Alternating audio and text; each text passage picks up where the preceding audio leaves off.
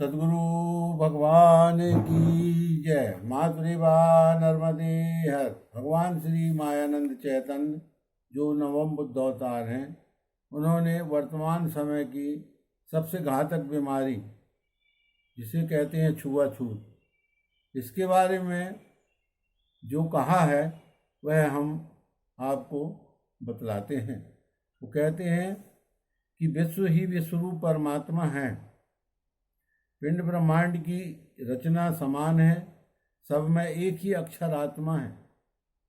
किसी भी व्यक्ति से भी पूछो तो वह यही कहेगा मैं हूँ। तो ये जो मैं है ये सब में व्यापा हुआ है। सबका की रचना एक सी है, सबके अंदर शरीर के अवयव एक से हैं। मन है, बुद्धि है, चित्त है, अहंकार है, अंतःकरण है। सबका उत्पन्न होने का, जीवन जीने का और देह परिवर्तन का भी एक ही ढंग है। फिर भी ये इसके नहीं छूना, उसको नहीं छूना, ये ऊंचा है, ये नीचा है, ये जाति है, ये पाति है, ये बीमारी कहाँ से आ गई? ये वो गंभीर बीमारी है, कोरोना से भी घातक। भगवान श्री कृष्ण जी कहते हैं कि विद्या विनय से संपन्न ब्राह्मण गजगाय में, चांडाल कुत्ते में देखे विद्यावान ब्रह्म एक ही। विद्या विनय संपन्ने ब्राह्मणे गविहस्तिनी सुनी चेव स्वपाके चा पंडिता समदर्शिना। फिर भी परंतु ये सब अवतारी पुरों के संदेश, अवतारी महापुरुषों के संदेश आज भी कौन मान रहा है? चारों ओर भेदभाव, छुआछूत का परस्पर विरोध दिख ही रहा है। ये विवाद करने वालों में किसी को छूत का पक्ष स्वीकार रहता है। वो कहते हैं कि सब एक समान कैसे हो सकते हैं? एक पेड़ में जितने पत्ते हैं, एक पत्ता दूसरे से नहीं मिलता। उसी प्रकार एक जैसे दूसरा व्यक्ति कैसे हो सकता है? तरह तरह के तर्क दे करके ये कहते हैं कि छूत सही है। तो किसी को अछूत का पक्ष मजबूत रहता है, परंतु छुआछूत करने वाले दोनों पक्षों के लोग छुआछूत का यथार्थ स्वरूप नहीं जानते। केवल सुन करके और पढ़ करके परोक्ष ज्ञान में बड़े बड़े विद्वान भी इस छुआछूत की बलाय में फंसे हुए हैं, अविद्या में फंसे हुए हैं, अज्ञान में फंसे हुए हैं। क्या सब अछूत हो सकते हैं? ऐसा वो कहते हैं। ज्ञानी लोग कहते हैं क्या सब अछूत हो सकते हैं? कदापि नहीं। इसी प्रकार छूत है ही नहीं, छूत है ही नहीं ऐसा मानने वाले कोई कहते हैं कि यदि पशु स्वभाव का धर्म द्वैत बुद्धि रूपी द्वेष उत्पन्न करने वाली अविद्या रूपी छूत को समाप्त कर दिया जाए तो मनुष्य बन जाए। द्वैत वृत्ति को यदि समाप्त कर दिया जाए तो मनुष्य बन जाए। देखो ऋंग संहिता क्या कहती है। हमारे शास्त्रों का अज्ञानी लोग विरोध करते हैं। हमारे शास्त्रों में मानव को एक सूत्र में बांधने के लिए कितनी अच्छी अच्छी बातें, ऊंचे ऊंचे सिद्धांत दिए। संवदन ऋषि क्या कहते हैं? संगच्छध्वं संपदध्वं संयो मनसि जानताम यथा भागम तथा पूर्वे सज्जनानाम उपासते समानो मंत्रः समिति समानी समानं मनः सा चित्तमेषाम् समानमस्तु मंत्रभिमंत्रे वह समानेन वो हविषा जुहोमि समानी वा कूति समाना हृदयानि वा समान वस्तु वो मनो याता यथा वह सुसाहिति। संग शक्ति का बल स्थिर होने का उपरोक्त मंत्र है। इसके विपरीत बिखराव। जहाँ छूत तहाँ प्रेम कहाँ है? द्वैत वैर का नाता है। भगवान श्री मायानंद जी कहते हैं कि प्रेम तभी उत्पन्न होगा जब द्वैत नहीं होगा। कहते हैं कि छूत न लगे सदा दृढ़ स्थिरता, निज स्वरूप मति भाई, अहम भाव के कर्म न दिखे, वर्ण धर्म रति छाई। भगवान श्री मायानंद जी कहते हैं, अब इन दोनों विवादों के बाद का निर्णय सत्य तत्व दृष्टि से संक्षेप में करें। ये जो क्षर प्रकृति है, अष्टधा प्रकृति जिसको हम कहते हैं, जो चराचर में दिख रहा है जगत, इस क्षर प्रकृति के स्वरूप की विकार अवस्था के इस जगत नाटक में तीन गुणों के तीन दृश्य दिखते हैं। इनको देखकर सत्ग्रहण करना सुजनों का कर्तव्य है। दो विजाति वस्तु जिनके भिन्न भिन्न स्वभाव हैं, जो दो विजाति वस्तु जिनके भिन्न भिन्न स्वभाव हैं, उन दोनों के रहने का एक तीसरा स्थान होना ही चाहिए। बात समझ में आ रही होगी। जो भिन्न भिन्न वस्तुएं हैं, तो उनके रहने का एक तीसरा स्थान होना ही चाहिए। यदि तो वो ये कहते हैं, यदि छुआछूत सिद्धांत के अनुसार, अगर सिद्धांतानुसार छुआछूत यदि सत्य पदार्थ है, तो वे रहते किस वस्तु में हैं? रहते किस वस्तु में हैं? इसको प्रथमतः देखना चाहिए। एक रस पदार्थ दो विजातीय रस, एक रस पदार्थ में दो विजातीय रस पदार्थ नहीं रह सकते, यह सिद्धांत है। दोनों रसों से भिन्न तीसरा विलक्षण स्वरूप होकर ही दिखेगा। जैसे शक्कर और पानी को एक साथ हम देखना चाहें घोल बना करके, तो वो न शक्कर के रूप में दिखेगा न पानी के रूप में दिखेगी, शरबत के रूप में दिखेगा। शरबत कहते ही शक्कर भी उसी में, पानी भी उसी में। उसी प्रकार से अगर छूत अछूत दोनों हैं, इनके दोनों के अलग अस्तित्व है, तो ये दिखते किस में, रहते किस में? यह विलक्षणता परमेश्वरी शक्ति है। इसी कारण वेदों से लेकर के श्रुति, स्मृति, शास्त्र, पुराण तक सब महाजनों ने लिख दिया है कि परमात्मा वस्तु एक है। परमात्मा वस्तु एक है। ऐसे एक वस्तु में छुआछूत का वाद ही नहीं रह सकता। हमारे वेदों का महावाक्य है, सर्व खल्विदं ब्रह्म वासुदेवम सर्वमिति। द्वैत भावना रहित परम ब्रह्म वस्तु में स्पर्श विचार का चित्र ही नहीं है। परम ब्रह्म में छूत नहीं है। प्रकृति की ही भी वही दशा, छूत रहित गुण तीनों, उनमें जो माने सो पिए नशा। भगवान मायानंद जी कहते हैं, परम ब्रह्म में छूत नहीं है।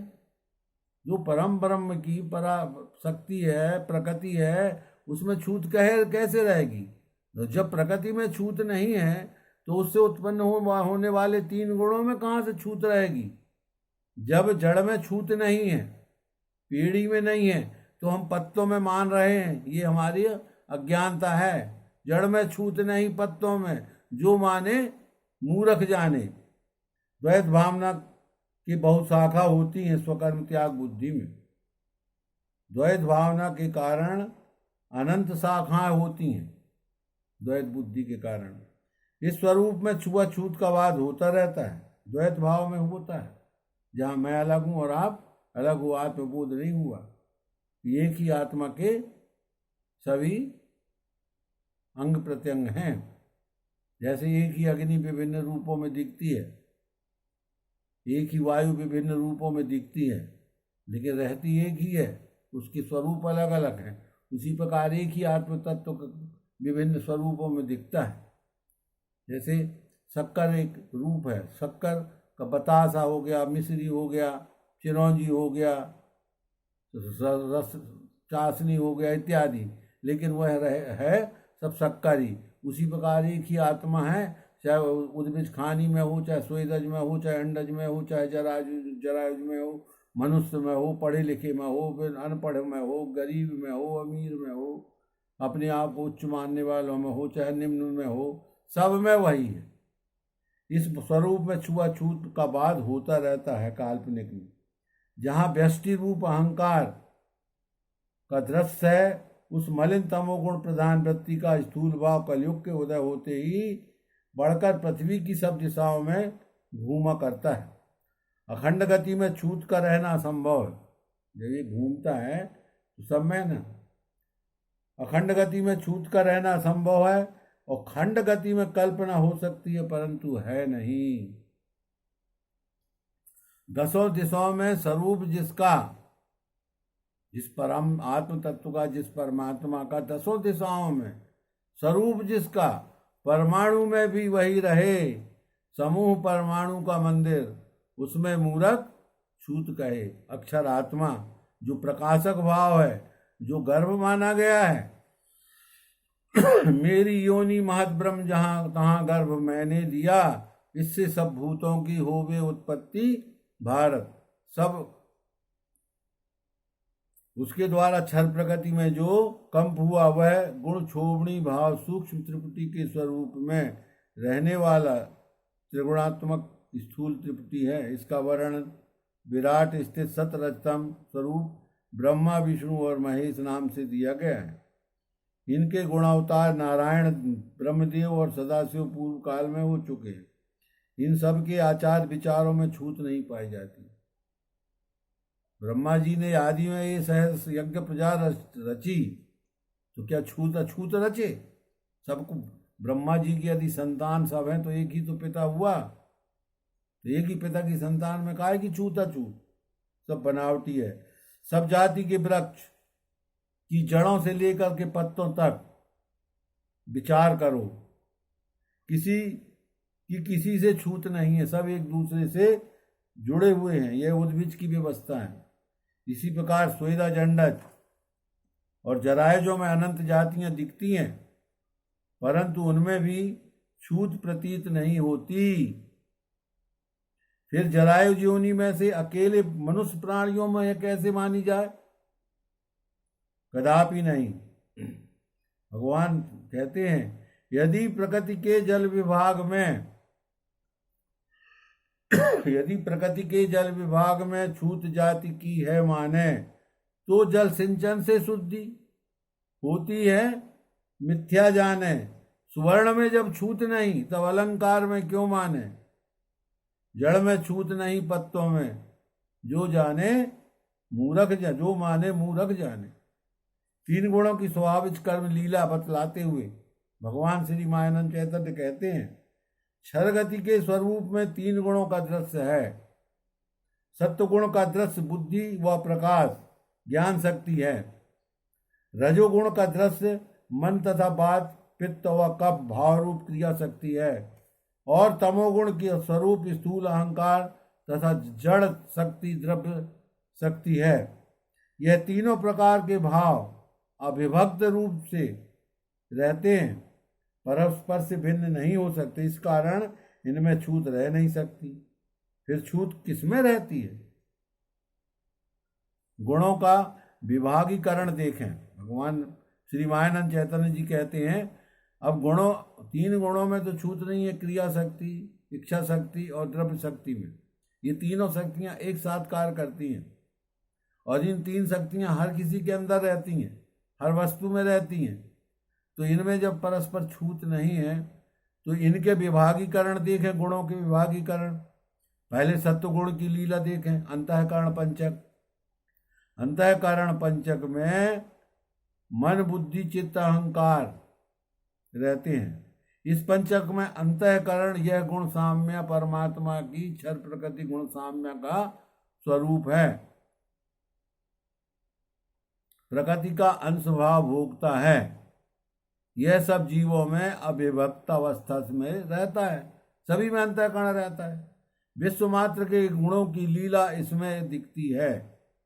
शून्य भीत पर चित्र लिखे बिन कर लिखे चितेरे, जो तुलसीदास जी ने कहा है।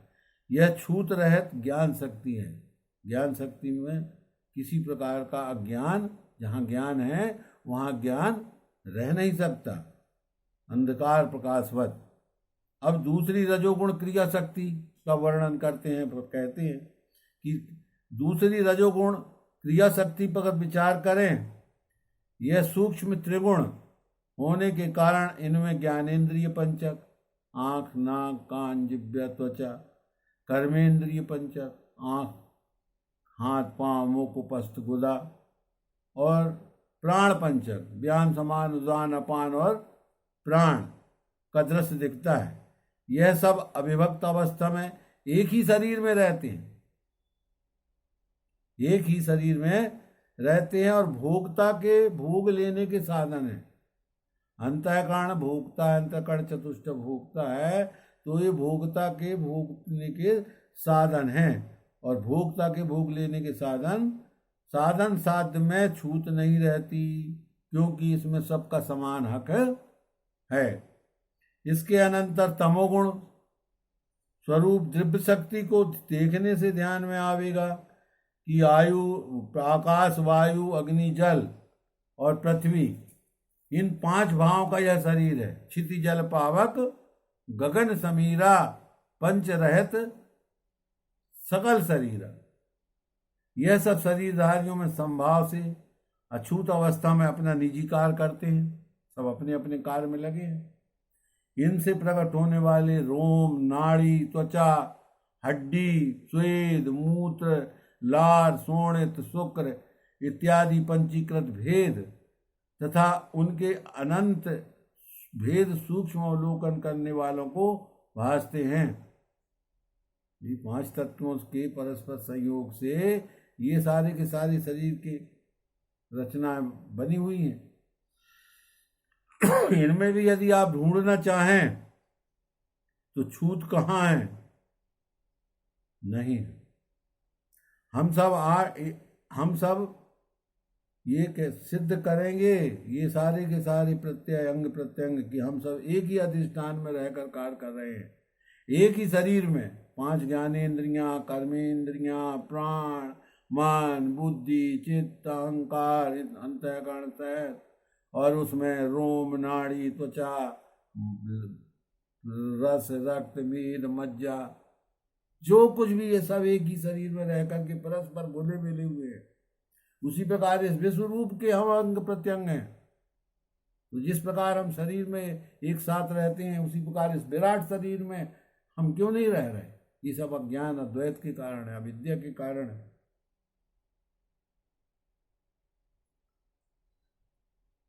इसी प्रकार जीव मात्र में भिन्नत्व भाव रहते हैं। हमारे को छूत की खबर नहीं रहती, क्योंकि हम औषधि रूप हैं। औषधि जानवी तोयम, औषधि गंगा जल समान अछूत होती है। छूतवादी इतना श्रवण करते ही कह सकते हैं, जो छूत को मानने वाले हैं वो एक तर्क दे सकते हैं कि परमेश्वर में, उनके प्रकृति गुणों में और गुणों की स्वभाव रचना में भले न छूत हो, परंतु देहधारी जीवों में तो छूत अवश्य माननी पड़ेगी, क्योंकि बिना छूत के कार्य नहीं चल सकता। तरह तरह से तर्कवादी रहते हैं भैया। तो भगवान निर्णय करते हैं, निर्णय के कार्य में हट नहीं होता, हट से न्याय नहीं होता, इसलिए प्रत्यक्ष प्रमाण ही सबसे बलवान है। तो पहले हम ये विचार करें, देहधारी योनियों में, 4 योनियों में सबसे पहली है उद्वेज। उद्वेज खाने की ओर देखें। इनमें प्रकृति पुरुषात्मक अनंतत्व में 2 जाति अर्थात स्त्री लता और पुरुष वृक्ष दिखते हैं। स्त्री लता और पुरुष वृक्ष दिखते हैं। इनमें भी प्रकृति नियुक्त 4 वर्ण की रचना है। सत्वगुण प्रधान जीव, इनमें लता वृक्षों में, लताओं में व वृक्ष वृक्षों में छूत नहीं पाई जाती। सबकी जड़ एक दूसरे से जुड़ी है, सब एक दूसरे से घुले मिले। अपने अपने निजी स्वभाव गुण से सब जीवों का व्यवहार अछूत अवस्था में हो रहा है। इसके निमत्सर स्वभाव द्वारा अनुपानादि की व्यवस्था वैद शास्त्र ने की है। वेदांग ने इनमें छूत नहीं पाई। यदि छूत होती तो महर्षि लोग इन उद्भिज जीवों को अन्न संज्ञा न देते। अन्य यानी सबका पोषण करने वाले संज्ञा न देते। जो सबका पोषण करता है उसमें छूत कहाँ रहता? अन्नादि भवन्ति भूतानि, अन्न से भूत होते हैं। यह श्लोक इनके उत्पत्ति का परम पवित्र कारण सिद्ध कर रहा है। सभी उद्भिज प्राप्त पदार्थों की महर्षियों द्वारा पवित्रता सिद्ध की गई है। जहाँ पवित्रता रहती है वह छूत कैसे रहेगी। अब स्वेदज देहधारियों को छूत, स्वेदज से उत्पन्न होने वाले कृमियों में, स्वेदज में पानी के विकार से, मैल से, जल पसीने से होने वाले जो कृमि हैं, इनमें देखें कि कहीं छूत मिल जाए तो। इनमें भी 4 वर्ण के जीव आपस में छूत नहीं मानते, ये प्रत्यक्ष दिखने में आता है। अधिकतर वर्षा काल में, बरसात में इनका चरित्र देखने को मिलता है। लगातार यानी कितने पैदा हो जाते हैं, बिलबिलाते रहते हैं। इसमें बुरी जब मानी जाने वाली चीजें मनुष्यों में मैला है। मनुष्य का शरीर का जो मल है यह है, इसी को ये सब भक्षण करते हैं। कृमि जितने रहते हैं, स्वेदज, जो जीव जहाँ से पैदा होता है, मल से पैदा होता है, पानी के पसीने से, मैल से, पसीने से, तो वो है उसी का भोजन रहता है, उसी पदार्थ को खाता है, जिससे उत्पन्न होता है उसी को खाता है। इस नियम से छूत का उसमें स्पर्श नहीं है। जीवो जीवस्य जीवनम, अन्न में छूत नहीं होती, यह सिद्धांत है। अब अखंड मंडलाकार उत्क्रांति चक्र में तीसरा वर्ग अंडज खाने के देहधारी जीवों का है। इन जीवों में चींटी से लेकर गरुड़ तक सब पक्षियों का विचार करने से ध्यान में आवेगा कि इनके आपसी व्यवहार में छूत का पता नहीं लगता। और जारज योनि के जीवों का अन्न प्रधानता से स्वेदज, उद्भिज और अंडज आदि होने से भी छूत नहीं रह सकती। वेद शास्त्र तथा श्रुति युक्त पुराणोक्त विधानों में भी इनके बीट, पंखे, रोम इत्यादि सर्वांग के पदार्थों को ग्रहण किया है। जैसे सोम छानने का वस्त्र, रेशम, शहद इत्यादि पदार्थ पवित्र माने जाते हैं, वैसे ब्रह्मा, विष्णु और अन्य देवताओं के वाहनों में अंडजों को पूजनीय माना गया। अगर ये छूत होते तो इनकी सवारियां क्यों बनती। गंगा और नर्मदा का वाहन मगर इत्यादि पूजनीय वस्तु में छूत नहीं रह सकती। मानने वाला अधः पतन पाता है। अब चौथी खानी है जारज। ये जारज खानी का निरीक्षण करते समय प्रथम मनुष्य योनि का विचार छोड़ दें, अन्य जारज जीवों में विचार करें, फिर उसके बाद मनुष्य को देखें जिसमें छूत मानी जाती है। तो वैदिक विचार प्रत्यक्ष प्रकट करने वाले पुरुष सूत्र की में कहा है